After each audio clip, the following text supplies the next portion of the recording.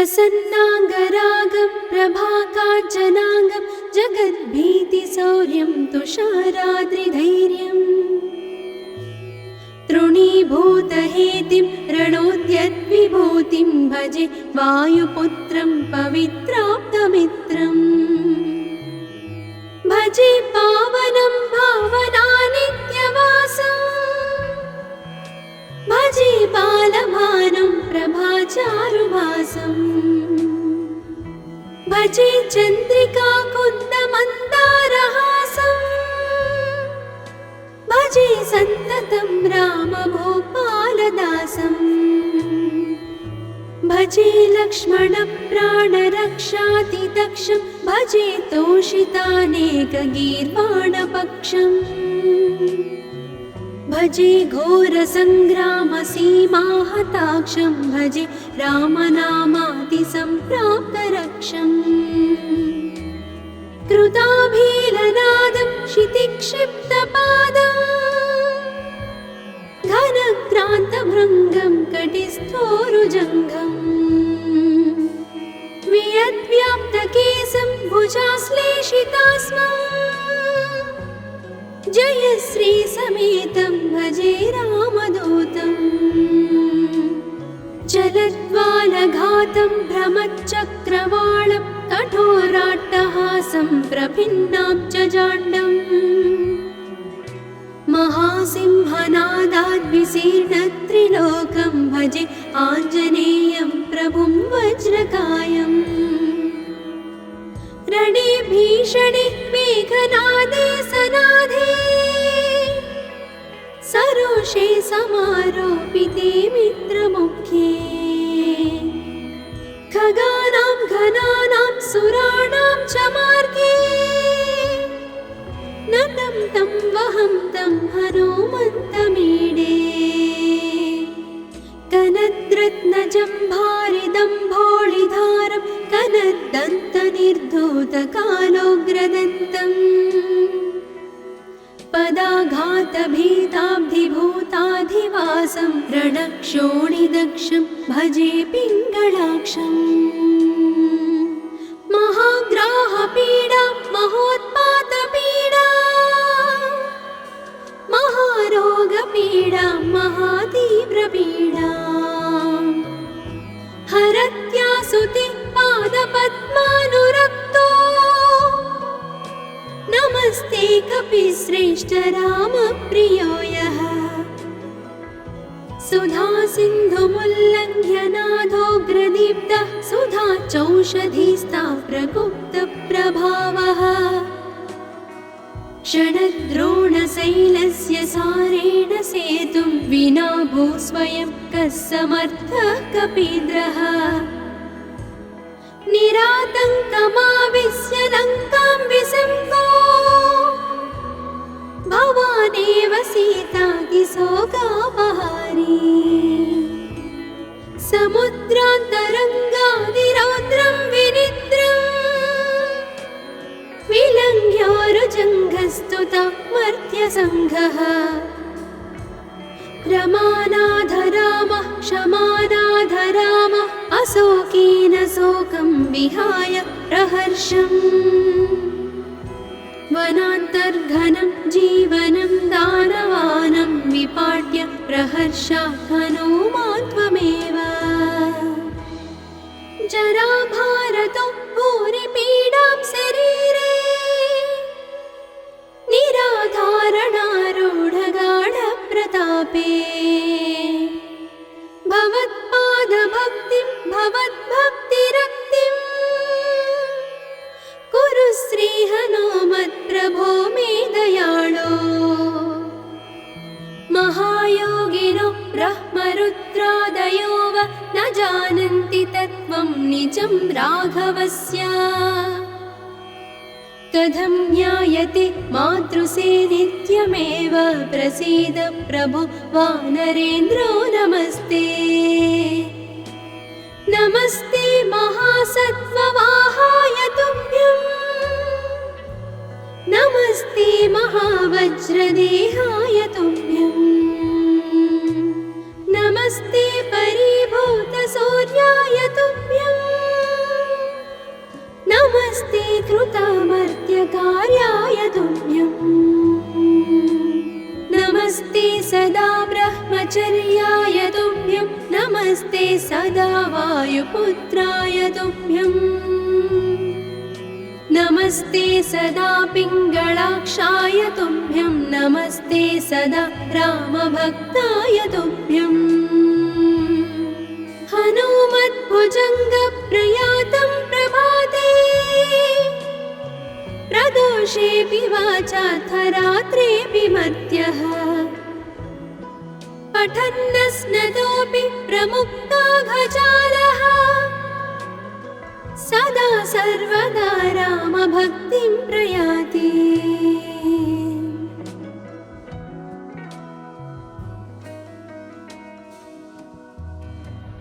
प्रसन्नाङ्गरागं प्रभाकाञ्चनाङ्गं जगद्भीतिशौर्यं तुषाराद्रिधैर्यम्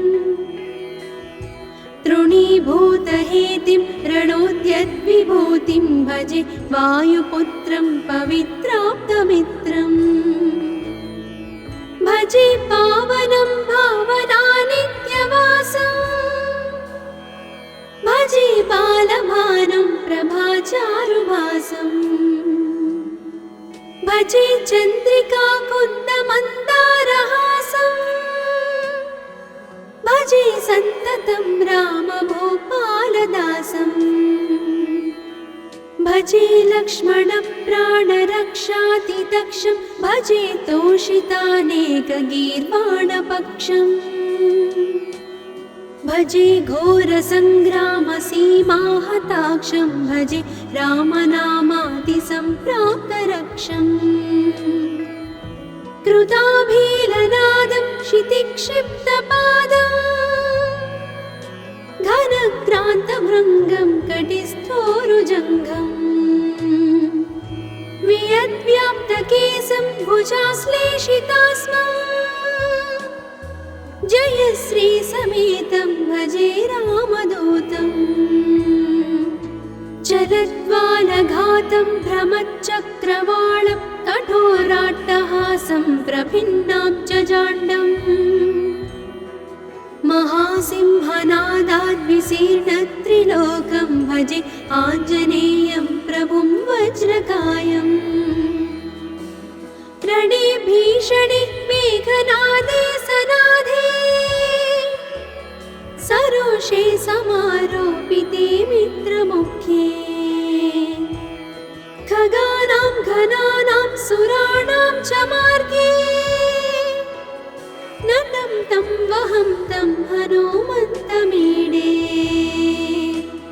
कनद्रत्नजम्भारिदम्भोळिधारं कनद्दन्तनिर्धूतकालोग्रदन्तम् पदाघातभीताब्धिभूताधिवासं रणक्षोणिदक्षं भजे पिङ्गळाक्षम् महाग्राहपीडा महोत्पातपीडा महारोगपीडा महातीव्रपीडा हरत्यासुते पादपद्मानुरक्तो नमस्ते कपिश्रेष्ठ रामप्रियो यः सुधा सिन्धुमुल्लङ्घ्य नाथोग्रदीप्तः सुधा चौषधीस्ता प्रगुप्तप्रभावः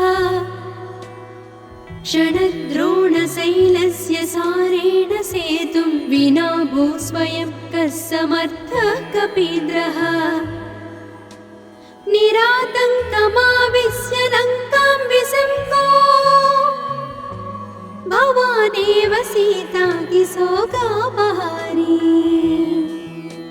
समुद्रान्तरङ्गादिरौद्रं विनिद्रम् विलङ्घ्योरुजङ्घस्तुता मर्त्यसङ्घः रमानाथ रामः क्षमानाथ रामः अशोकेन शोकं विहाय प्रहर्षम् वनान्तर्घनं जीवनं दानवानं विपाट्य प्रहर्षात् हनुमान् त्वमेव जराभारतो भूरिपीडां शरीरे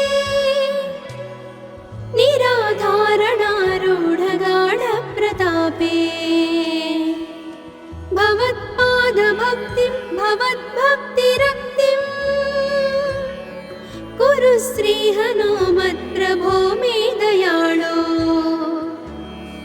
महायोगिनो ब्रह्मरुद्रादयो वा न जानन्ति तत्त्वं निजं राघवस्य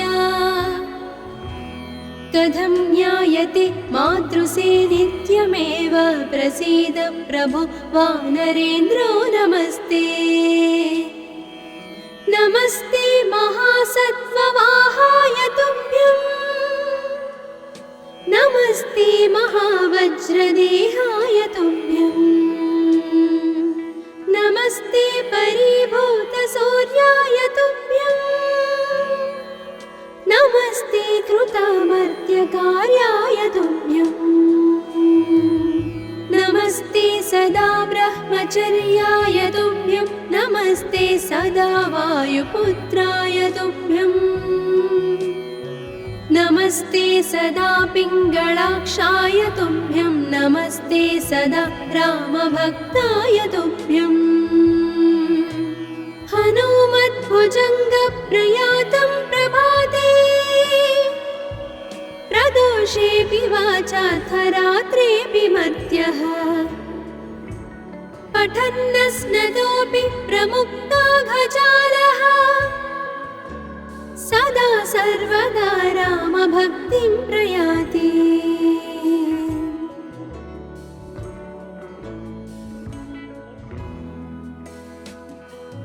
प्रसन्नाङ्गरागं प्रभाकाञ्चनाङ्गं जगद्भीतिशौर्यं तुषाराद्रिधैर्यम् तृणीभूतहेतिं रणोद्यद्विभूतिं भजे वायुपुत्रं पवित्राप्तमित्रम् भजे पावनं भावनानित्यवासम् भजे बालभानुं प्रभाचारुभासम् भजे चन्द्रिकाकुन्दमन्दारहासम् भजे सन्ततं रामभूपालदासम् भजे लक्ष्मणप्राणरक्षातिदक्षं भजे तोषितानेकगीर्वाणपक्षम् भजे घोरसङ्ग्रामसीमाहताक्षं भजे रामनामातिसम्प्राप्तरक्षम् कृताभीलनादं क्षितिक्षिप्तपादं घनक्रान्तभृङ्गं कटिस्थोरुजङ्घम् वियद्व्याप्तकेशं भुजाश्लेषितास्मम् जयश्रीसमेतं भजे रामदूतम् चलद्वालघातं भ्रमच्चक्रवालं कठोराट्टहासं प्रभिन्नाब्जजाण्डम् महासिंहनादाद्विशीर्णत्रिलोकं भजे आञ्जनेयं प्रभुं वज्रकायम् रणे भीषणे मेघनादे सनादे सरोषे समारोपिते मित्रमुखे खगानां घनानां सुराणां च मार्गे नतं तं वहं तं हनुमन्तमीडे कनद्रत्नजम्भारिदम्भोळिधारं कनद्दन्तनिर्धूतकालोग्रदन्तम् पदाघातभीताब्धिभूताधिवासं रणक्षोणिदक्षं भजे पिङ्गळाक्षम् महाग्राहपीडा महोत्पातपीडा महारोगपीडा महातीव्रपीडा हरत्यासुते पादपद्मानुरक्तो नमस्ते कपिश्रेष्ठ रामप्रियो यः सुधा सिन्धुमुल्लङ्घ्य नाथोग्रदीप्तः सुधा चौषधीस्ता प्रगुप्तप्रभावः षडद्रोणशैलस्य सारेण सेतुं विना भूस्वयं कः समर्थः कपीन्द्रः निरातङ्कमाविश्य लङ्कां विसम्पो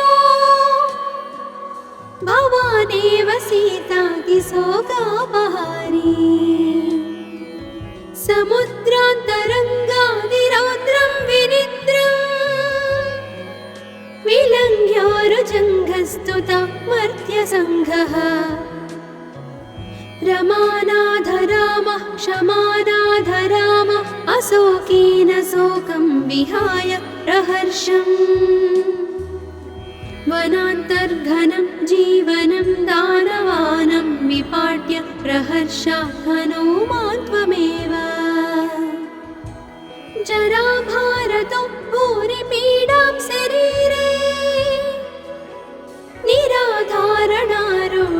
निराधारणारूढगाढप्रतापे भवत्पादभक्तिं भवद्भक्तिरक्तिं कुरु श्रीहनुमत्प्रभो मे दयाळो महायोगिनो ब्रह्मरुद्रादयो वा न जानन्ति तत्त्वं निजं राघवस्य कथं ज्ञायते मातृसे नित्यमेव प्रसीद प्रभो वानरेन्द्रो नमस्ते नमस्ते महासत्त्ववाहाय तुभ्यं नमस्ते महावज्रदेहाय तुभ्यं नमस्ते परिभूतसूर्याय तुभ्यं नमस्ते कृतामर्त्यकार्याय तुभ्यं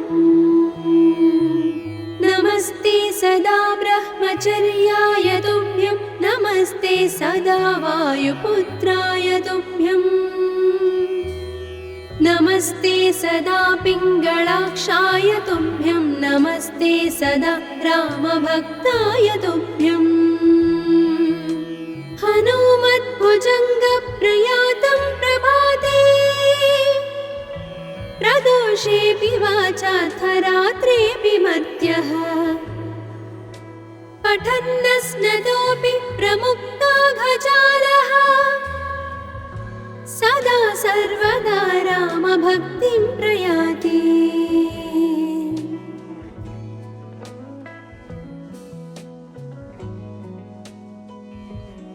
प्रसन्नाङ्गरागं प्रभाकाञ्चनाङ्गं जगद्भीतिशौर्यं तुषाराद्रिधैर्यम् तृणीभूतहेतिं रणोद्यद्विभूतिं भजे वायुपुत्रं पवित्राप्तमित्रम् भजे पावनं भावनानित्यवासम् भजे बालभानुं प्रभाचारुभासम् भजे चन्द्रिकाकुन्दमन्दारहासम् भजे सन्ततं रामभूपालदासम् भजे लक्ष्मणप्राणरक्षातिदक्षं भजे तोषितानेकगीर्वाणपक्षम् भजे घोरसङ्ग्रामसीमाहताक्षं भजे रामनामादिसम्प्राप्तरक्षम् कृताभीलनादं क्षितिक्षिप्तपादं घनक्रान्तभृङ्गं कटिस्थोरुजङ्घम् वियद्व्याप्तकेशं भुजाश्लेषितास्मम् जयश्रीसमेतं भजे रामदूतम् चलद्वालघातं भ्रमच्चक्रवालं कठोराट्टहासं प्रभिन्नाब्जजाण्डम् महासिंहनादाद्विशीर्णत्रिलोकं भजे आञ्जनेयं प्रभुं वज्रकायम् रणे भीषणे मेघनादे सनादे सरोषे समारोपिते मित्रमुख्ये खगानां घनानां सुराणां च मार्गे नतं तं वहं तं हनुमन्तमीडे कनद्रत्नजम्भारिदम्भोळिधारं कनद्दन्तनिर्धूतकालोग्रदन्तम् पदाघात भीताब्धिभूताधिवासं रणक्षोणिदक्षं भजे पिङ्गळाक्षम् महाग्राहपीडा महोत्पातपीडा महारोगपीडा महातीव्रपीडा हरत्यासुते पादपद्मानुरक्तो नमस्ते कपिश्रेष्ठ रामप्रियो यः सुधा सिन्धुमुल्लङ्घ्य नाथोग्रदीप्तः सुधा चौषधीस्ता प्रगुप्तप्रभावः षडद्रोणशैलस्य सारेण सेतुं विना भूस्वयं कः समर्थः कपीन्द्रः निरातङ्कमाविश्य लङ्कां विसङ्गो भवानेव सीतातिशोकापहारी समुद्रान्तरङ्गादिरौद्रं विनिद्रम् विलङ्घ्योरुजङ्घस्तुता मर्त्यसङ्घः रमानाथ रामः क्षमानाथ रामः अशोकेन शोकं विहाय प्रहर्षम् वनान्तर्घनं जीवनं दानवानं विपाट्य प्रहर्षात् हनूमान् त्वमेव जराभारतो भूरिपीडां शरीरे निराधारणारूढगाढप्रतापे भवत्पादभक्तिं भवद्भक्तिरक्तिं कुरु श्रीहनुमत्प्रभो मे दयाळो महायोगिनो ब्रह्मरुद्रादयो वा न जानन्ति तत्त्वं निजं राघवस्य कथं ज्ञायते मातृसेनित्यमेव प्रसीद प्रभो वानरेन्द्रो नमस्ते नमस्ते महासत्त्ववाहाय तुभ्यं नमस्ते महावज्रदेहाय तुभ्यं नमस्ते परिभूतसूर्याय तुभ्यं नमस्ते कृतामर्त्यकार्याय तुभ्यं नमस्ते सदा ब्रह्मचर्याय तुभ्यं नमस्ते सदा वायुपुत्राय तुभ्यं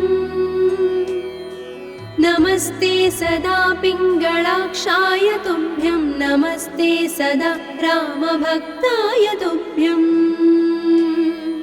हनुमद्भुजङ्गप्रयातं प्रभाते प्रदोषेऽपि वाचाथ रात्रेऽपि मर्त्यः पठन्नस्नतोऽपि प्रमुक्ताघजालः सदा सर्वदा रामभक्तिं प्रयाति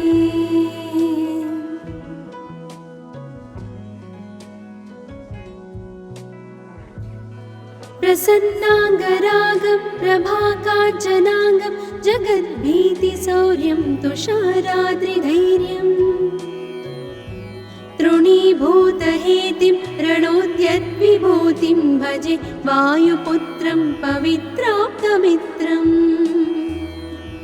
भजे पावनं भावनानित्यवासम् भजे बालभानुं प्रभाचारुभासम् भजे चन्द्रिकाकुन्दमन्दारहासम् भजे सन्ततं रामभूपालदासम् भजे लक्ष्मणप्राणरक्षातिदक्षं भजे तोषितानेकगीर्वाणपक्षम् भजे घोरसङ्ग्रामसीमाहताक्षं भजे रामनामातिसम्प्राप्तरक्षम् कृताभीलनादं क्षितिक्षिप्तपादम् घनक्रान्तभृङ्गं कटिस्थोरुजङ्घम् वियद्व्याप्तकेशं भुजाश्लेषितास्मम् जयश्रीसमेतं भजे राम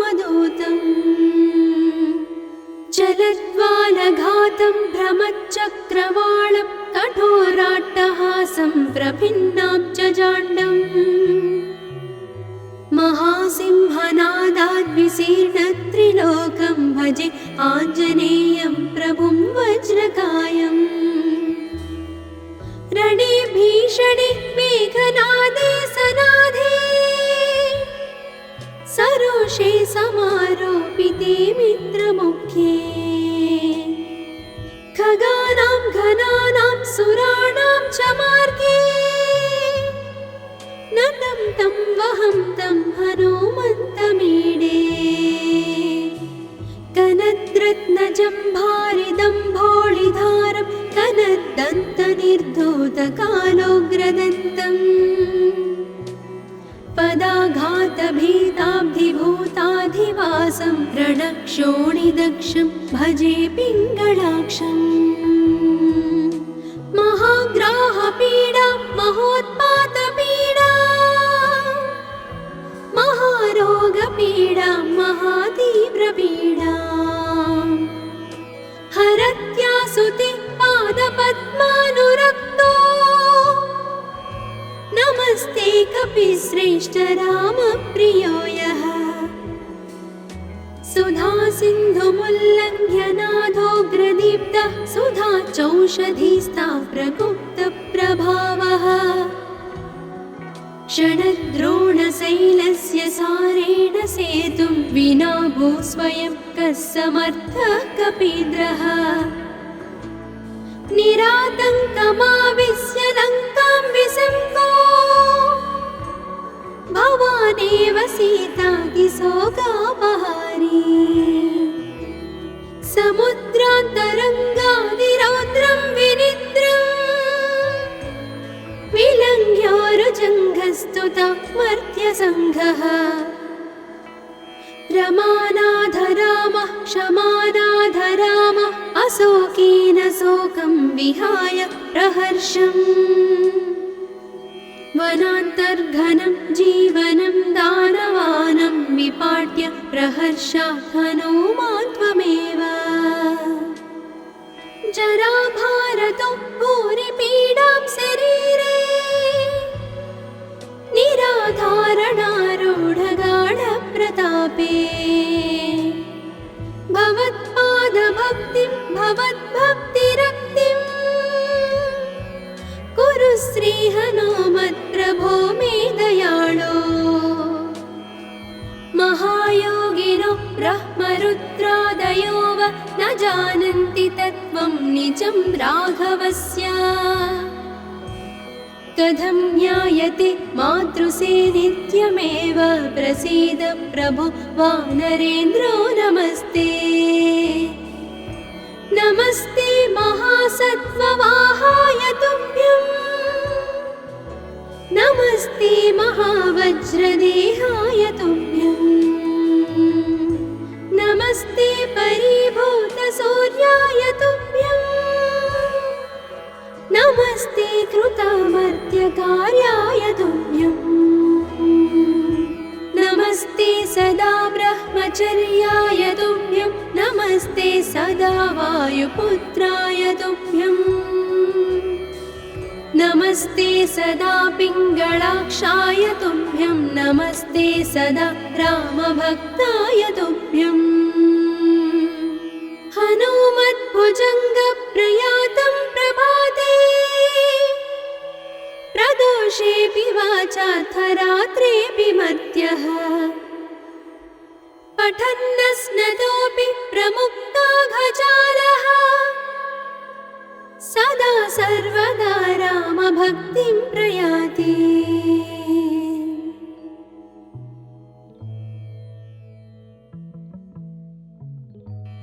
प्रसन्नाङ्गरागं प्रभाकाञ्चनाङ्गं जगद्भीतिशौर्यं तुषाराद्रिधैर्यम् तृणीभूतहेतिं रणोद्यद्विभूतिं भजे वायुपुत्रं पवित्राप्तमित्रम् भजे पावनं भावनानित्यवासम् भजे बालभानुं प्रभाचारुभासम् भजे चन्द्रिकाकुन्दमन्दारहासम् भजे सन्ततं रामभूपालदासम् भजे लक्ष्मणप्राणरक्षातिदक्षं भजे तोषितानेकगीर्वाणपक्षम् भजे घोरसङ्ग्रामसीमाहताक्षं भजे रामनामादिसम्प्राप्तरक्षम् कृताभीलनादं क्षितिक्षिप्तपादम् घनक्रान्तभृङ्गं कटिस्थोरुजङ्घम् वियद्व्याप्तकेशं भुजाश्लेषितास्मम् जयश्रीसमेतं भजे रामदूतम् चलद्वालघातं भ्रमच्चक्रवालं कठोराट्टहासं प्रभिन्नाब्जजाण्डम् महासिंहनादाद्विशीर्णत्रिलोकं भजे आञ्जनेयं प्रभुं वज्रकायम् रणे भीषणे मेघनादे सनादे सरोषे समारोपिते मित्रमुख्ये खगानां घनानां सुराणां च मार्गे नतं तं वहं तं हनुमन्तमीडे कनद्रत्नजम्भारिदम्भोळिधारं कनद्दन्तनिर्धूतकालोग्रदन्तम् पदाघातभीताब्धिभूताधिवासं रणक्षोणिदक्षं भजे पिङ्गळाक्षम् महाग्राहपीडा महोत्पातपीडा महारोगपीडा महातीव्रपीडा हरत्यासुते पादपद्मानुरक्तो नमस्ते कपिश्रेष्ठ रामप्रियो यः सुधासिन्धुमुल्लङ्घ्य नाथोग्रदीप्तः सुधाचौषधीस्ता प्रगुप्तप्रभावः षडद्रोणशैलस्य सारेण सेतुं विना भूस्वयं कः समर्थः कपीन्द्रः निरातङ्कमाविश्य लङ्कां विसङ्गो भवानेव सीतातिशोकापहारी समुद्रान्तरङ्गादिरौद्रं विनिद्रम् विलङ्घ्योरुजङ्घस्तुता मर्त्यसङ्घः रमानाथ रामः क्षमानाथ रामः अशोकेन शोकं विहाय प्रहर्षम् वनान्तर्घनं जीवनं दानवानं विपाट्य प्रहर्षात् हनूमान् त्वमेव जराभारतो भूरिपीडां शरीरे निराधारणारूढगाढप्रतापे भवत्पादभक्तिं भवद्भक्तिरक्तिं कुरु श्रीहनुमत्प्रभो मे दयाळो महायोगिनो ब्रह्मरुद्रादयो वा न जानन्ति तत्त्वं निजं राघवस्य कथं ज्ञायते मातृसे नित्यमेव प्रसीद प्रभो वानरेन्द्रो नमस्ते नमस्ते महासत्त्ववाहाय तुभ्यं नमस्ते महावज्रदेहाय तुभ्यं नमस्ते परिभूतसूर्याय तुभ्यं नमस्ते कृतामर्त्यकार्याय तुभ्यं नमस्ते सदा ब्रह्मचर्याय तुभ्यं नमस्ते सदा वायुपुत्राय तुभ्यं नमस्ते सदा पिङ्गळाक्षाय तुभ्यं नमस्ते सदा रामभक्ताय तुभ्यं हनुमद्भुजङ्गप्रयातं प्रभाते प्रदोषेऽपि वाचार्थरात्रेऽपि मर्त्यः पठन्नस्नतोऽपि प्रमुक्ताघजालः सदा सर्वदा रामभक्तिं प्रयाति।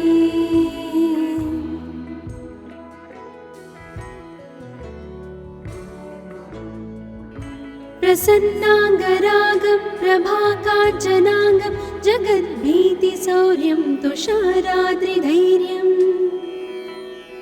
तृणीभूतहेतिं रणोद्यद्विभूतिं भजे वायुपुत्रं पवित्राप्तमित्रम् भजे पावनं भावनानित्यवासम् भजे बालभानुं प्रभाचारुभासम् भजे चन्द्रिका कुन्दमन्दारहासम् भजे सन्ततं रामभूपालदासम्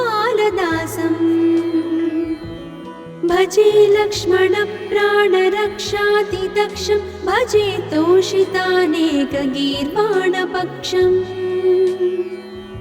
भजे घोरसङ्ग्रामसीमाहताक्षं भजे रामनामातिसम्प्राप्तरक्षम् कृताभीलनादं क्षितिक्षिप्तपादं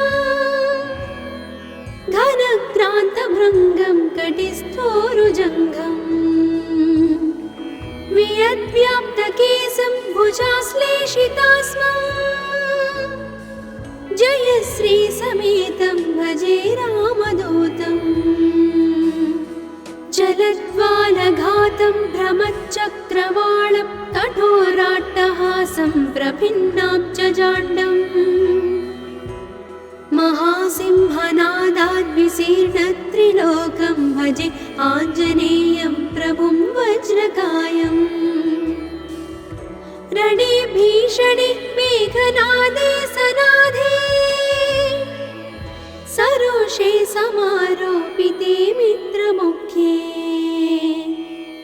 खगानां घनानां सुराणां च मार्गे नतं तं वहं तं हनुमन्तमीडे कनद्रत्नजम्भारिदम्भोळिधारं कनद्दन्तनिर्धूतकालोग्रदन्तम् पदाघातभीताब्धिभूताधिवासं रणक्षोणिदक्षं भजे पिङ्गळाक्षम् महाग्राहपीडा महोत्पातपीडा महारोगपीडा महातीव्रपीडा हरत्यासुते पादपद्मानुरक्तो नमस्ते कपिश्रेष्ठ रामप्रियो यः सुधा सिन्धुमुल्लङ्घ्य नाथोग्रदीप्तः सुधा चौषधीस्ता प्रगुप्तप्रभावः षडद्रोणशैलस्य सारेण सेतुं विना भूस्वयं कः समर्थः कपीन्द्रः निरातङ्कमाविश्य लङ्कां विसङ्गो भवानेव सीतातिशोकापहारी समुद्रान्तरङ्गादिरौद्रं विनिद्रम् विलङ्घ्योरुजङ्घस्तुता मर्त्यसङ्घः रमानाथ रामः क्षमानाथ रामः अशोकेन शोकं विहाय प्रहर्षम् वनान्तर्घनं जीवनं दानवानं विपाट्य प्रहर्षात् हनूमान् त्वमेव जराभारतो भूरिपीडां शरीरे निराधारणारूढगाढप्रतापे भवत्पादभक्तिं भवद्भक्तिरक्तिं कुरु श्रीहनुमत्प्रभो मे दयाळो महायोगिनो ब्रह्मरुद्रादयो वा न जानन्ति तत्त्वं निजं राघवस्य कथं ज्ञायते मातृसे नित्यमेव प्रसीद प्रभो वानरेन्द्रो नमस्ते नमस्ते महासत्त्ववाहाय तुभ्यं नमस्ते महावज्रदेहाय तुभ्यं नमस्ते परिभूतसूर्याय तुभ्यं नमस्ते कृतामर्त्यकार्याय तुभ्यं नमस्ते सदा ब्रह्मचर्याय तुभ्यं नमस्ते सदा वायुपुत्राय तुभ्यं नमस्ते सदा पिङ्गळाक्षाय तुभ्यं नमस्ते सदा रामभक्ताय तुभ्यं हनुमद्भुजङ्गप्रयातं प्रभाते प्रदोषेऽपि वाचार्थरात्रेऽपि मर्त्यः पठन्नस्नतोऽपि प्रमुक्ताघजालः सदा सर्वदा रामभक्तिं प्रयाति।